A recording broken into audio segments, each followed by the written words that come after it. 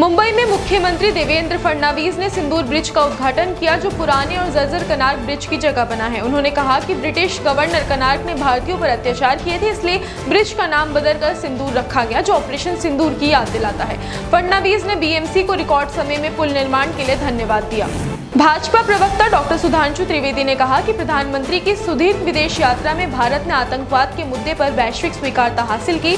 BRICS सम्मेलन में भारत के पक्ष को सर्वसम्मति से समर्थन मिला। साथ ही उन्होंने कहा कि भारत अब दुनिया की चौथी बड़ी अर्थव्यवस्था बन चुका है और जल्द ही तीसरे स्थान पर पहुंचेगा। मुख्यमंत्री पुष्कर सिंह धामी ने शासकीय आवास पर हुई प्रातःकालीन बैठक में अधिकारियों को निर्देश दिए कि 1 लाख करोड़ की ग्राउंडिंग सेरेमनी की सभी तैयारियां समयबद्ध हो और प्रभावशाली हो। उन्होंने रुद्रपुर में होने वाले इस भव्य कार्यक्रम की सतत निगरानी के निर्देश भी दिए।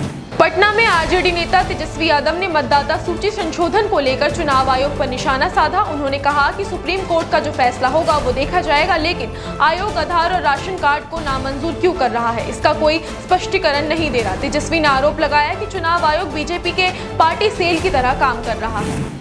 रांची में आयोजित 27वीं पूर्वी क्षेत्रीय परिषद की बैठक में झारखंड के मुख्यमंत्री हेमंत सोरेन ने केंद्रीय गृह मंत्री अमित शाह, उड़ीसा के मुख्यमंत्री मोहन चरण मांझी और अन्य प्रतिनिधियों को सम्मानित किया। इस बैठक में बिहार के उप मुख्यमंत्री सम्राट और पश्चिम बंगाल की मंत्री चंद्रिमा भट्टाचार्य को भी सम्मान मिला। चंद्रिमा ने बैठक में ममता बनर्जी का प्रतिनिधित्व किया। केंद्रीय मंत्री धर्मेंद्र प्रधान ने कहा कि गुरु पूर्णिमा के अवसर पर भारत सरकार ने सभी केंद्रीय विश्वविद्यालयों के कुलपतियों के लिए स्टैच्यू ऑफ यूनिटी के पास केवाड़ियों में 2 दिवसीय चिंतन शिविर आयोजित किया है। यह आयोजन नई शिक्षा नीति 2020 के 5 वर्ष पूरे होने पर उसकी प्रगति की समीक्षा और 2047 तक की विकसित भारत के लक्ष्य पर मंथन के लिए हो रहा है। गुरु पूर्णिमा के अवसर पर मुख्यमंत्री मोहन यादव ने भोपाल के कमला नेहरू सांदीपनि कन्या विद्यालय का लोकार्पण किया। इस दौरान छात्राओं को निःशुल्क साइकिल वितरित की गई। मुख्यमंत्री ने कहा कि बेटियों की शिक्षा और सशक्तिकरण ही प्रदेश की प्रगति का आधार है।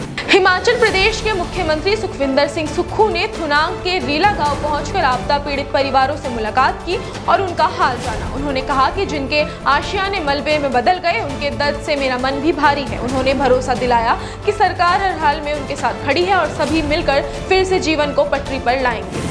उपराष्ट्रपति जगदीप धनखड़ ने इंडियन नॉलेज सिस्टम यानी IKS पर पहले वार्षिक सम्मेलन के उद्घाटन में कहा कि भारत का वैश्विक उदय उसकी सांस्कृतिक और बौद्धिक विरासत के साथ होना चाहिए। उन्होंने कहा कि बिना मूल्य और परंपराओं के विकास टिकाऊ नहीं होता।